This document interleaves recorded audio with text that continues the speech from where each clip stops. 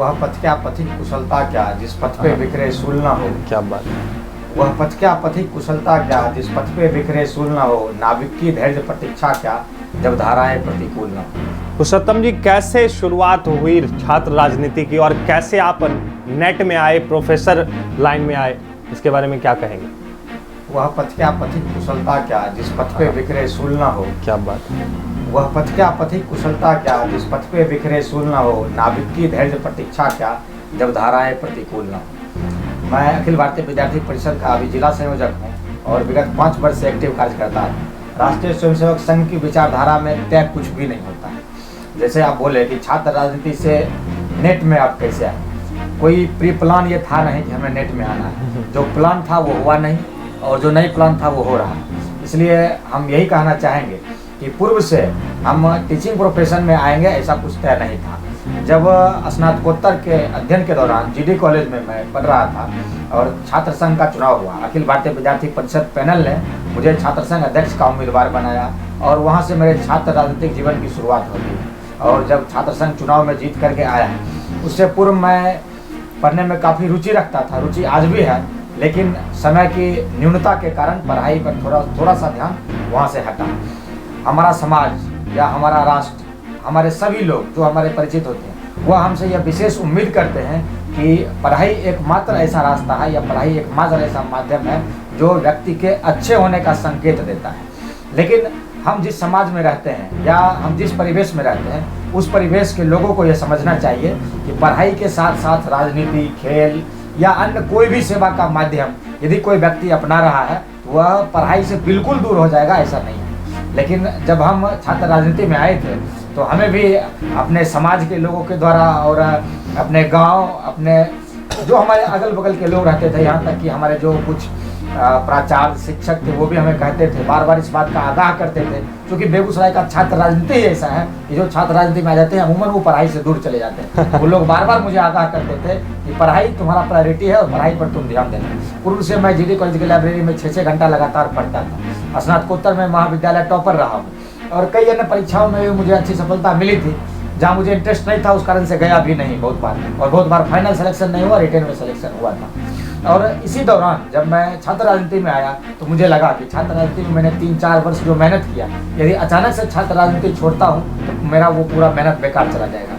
तो छात्र राजनीति में रह करके मुझे ऐसा लगा कि 2 ही चीज़ किया जा सकता है, या तो आप प्रोफेसर बनिए, मतलब उच्च शिक्षा में चले जाइए जहाँ से आप राजनीति में भी एक्टिव रूप से रह सकते हैं, चुनाव लड़ सकते हैं, या कोई भी बात हो सकती है, क्योंकि समय के हिसाब से कुछ भी होता है। राजनीति में रहना है, हमेशा रहना है, राजनीति में रहना है। और दूसरा ये है कि या तो आप बिजनेस करिए, क्योंकि हम कोई पैसे वाले घर से हैं नहीं और मेरा कोई बैकग्राउंड भी मजबूत नहीं रहा, आर्थिक रूप से हम बहुत ही कमज़ोर रहे। इस कारण से मुझे लगा कि अगर हम उच्च शिक्षा में, टीचिंग प्रोफेशन में आते हैं तो मेरे पास राजनीति के साथ साथ पढ़ाई और समाज सेवा सभी प्रकार के अवसर उपलब्ध रहेंगे।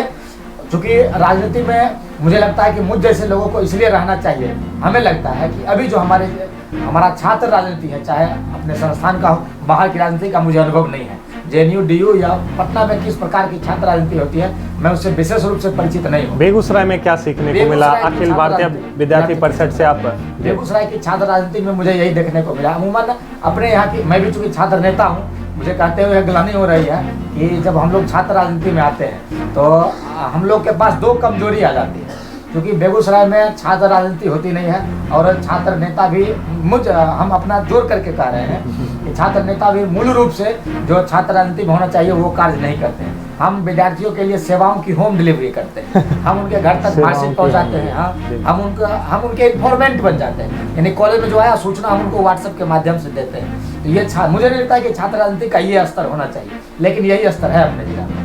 और अमूमन हम छात्र नेताओं के बीच 2 प्रकार की कमजोरियां आ जाती हैं जिस कारण से हम पढ़ाई या किसी अन्य प्रोफेशन से दूर रह जाते हैं। जबकि बाहर के विश्वविद्यालय में पढ़ने वाले लोग छात्र राजनीति से मंत्री बनते हैं, छात्र राजनीति से प्रधानमंत्री, राष्ट्रपति तक जाते हैं, छात्र राजनीति से बड़े बड़े बिजनेसमैन बन जाते हैं, इंजीनियर, डॉक्टर, IAS, IPS, पत्रकार सब बन जाते हैं। लेकिन अपने यहाँ की छात्र राजनीति में ऐसा कुछ है नहीं।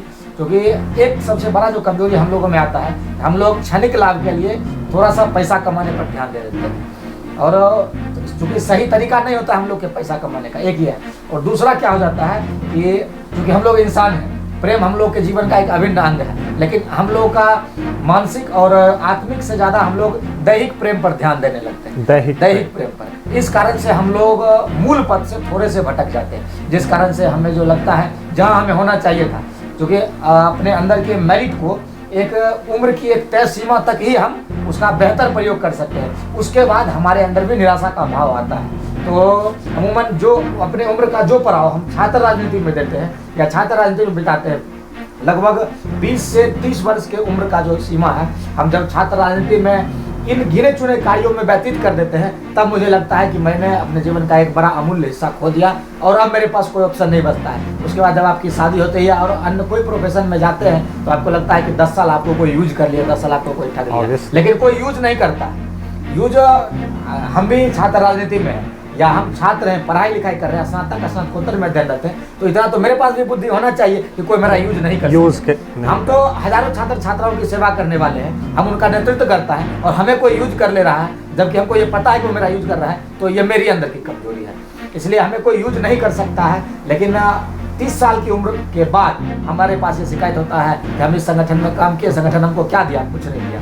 संगठन क्या देता है? संगठन को अपना मान चलिए वो आपको एक चेहरा देता है, वो आपको एक मंच देता है, आपके अंदर की जो मेधा है उस मेधा के दम पर आप अन्य के बीच पहचान बनाते हैं। जिस प्रकार से सभी छात्र नेता छात्र छात्राओं की सेवा करते हैं, आप भी उसी प्रकार अगर सेवा करते रहे तो आप में और उनमें कोई अंतर नहीं है। आप में और उनमें अंतर लाने के लिए आप अपने अंदर की मेधा को विशेष पहचान दीजिए, जो केवल और केवल आप पर निर्भर करता है, क्योंकि संगठन को या राजनीतिक दल को उन्हें भी मेधा चाहिए। उन्हें यदि आपके अंदर संभावना दिखेगी तो आपको आगे बढ़ाएंगे। आपको ये लगेगा कि हम पुराने हैं या बहुत दिन से हैं, तो ऐसा कुछ भी नहीं। बहुत सारे कार्यकर्ता, हजारों लाखों कार्यकर्ता एक राजनीतिक दल में होते हैं, जिनके नेता एकमात्र ऊपर के लोग होते हैं। तो इस परिस्थिति में हम छात्र नेताओं को यहाँ पर छात्र राजनीति के साथ साथ पढ़ाई के साथ साथ जीविकोपार्जन, अपने जीवन के प्रत्येक घटना के बीच सामंजस्य बना लेना और वो सही सामंजस्य बना लेना, ये इंसान का जीवन का सबसे बुद्धिमत्तापूर्ण कार्य है।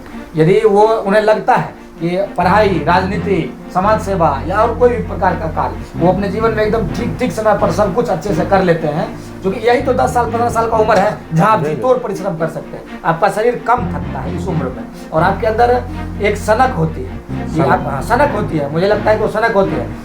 कई बार हम ऐसा देखे हैं, मेरे साथ ही हुआ है, 6-6 दिन तक हम 3-4 घंटा ही सोते हैं, तो हमको ये नहीं लगता। कभी कभी तो आँख फूल जाता है, लाल हो जाता है, और हम ये नहीं कहते हैं कि हम पढ़ते रहते थे इसलिए आँख फूल गया। पूछते हैं लोग कि आँख कैसे फूल गया, लाल कैसे हो गया, हम ये नहीं कहते हम तो धूल पड़ गया होगा ये और कोई बात होता है। क्योंकि हमारे समाज का ये नेचर है कि आपके मेहनत का आकलन तब होगा, आपको अच्छा तब बनेगा जब आप सफल। जबकि मुझे ये लगता है कि आज मैं यहाँ बैठा हूँ या जहाँ कहीं भी हूँ, उसमें मेरे सफलता का, अभी जो सफल हुए, इसका 30% योगदान है। मैं 2 बार विफल हुआ इस परीक्षा में, इसका 70% योगदान है। इसीलिए मैं इतना बोल पा रहा हूँ, क्योंकि जो व्यक्ति अपने जीवन में जितना ज़्यादा बार विफल हुआ, उसे उतना ज़्यादा सीखने का अनुभव मिला। यदि मैं पहले ही बार में सफल हो जाता तो मुझे ये अनुभव नहीं मिलता। अभी अगर मुझे इतिहास विषय के संबंध में कोई पूछेंगे विद्यार्थी कि कैसे तैयारी करे कि निकल जाए, एक बार में मुझे आसानी से बता देगा, क्योंकि मुझे 3 बार की परीक्षा का अनुभव है और तीनों बार का क्वेश्चन का पैटर्न हम देखे हैं।